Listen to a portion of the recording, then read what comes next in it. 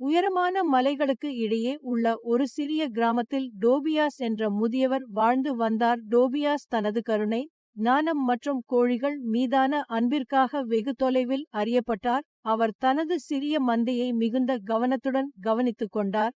அவர்களுக்கு நிறைய உணவு மற்றும் ஓய்வெடுக்க வசதியான கூடு இருப்பதை உறுதி செய்தார்.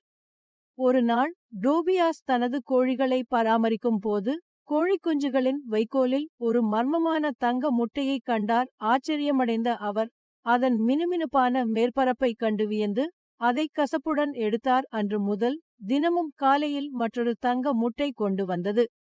டோபியாஸின் தங்க முட்டைகள் பற்றிய செய்தி கிராமம் முழுவதும் காட்டுத்தீ போல் பரவியது. இந்த அதிசயத்தை நேரில் காண மக்கள் வெகு தொலைவில் இருந்து வந்தனர். சிலர் டோபியாஸ் தங்க முட்டைகளை விற்கும்படி கெஞ்சினார்கள். மற்றவர்கள் அவருடைய புதிய செல்வத்தை பொறாமை கொண்டனர். பவுல்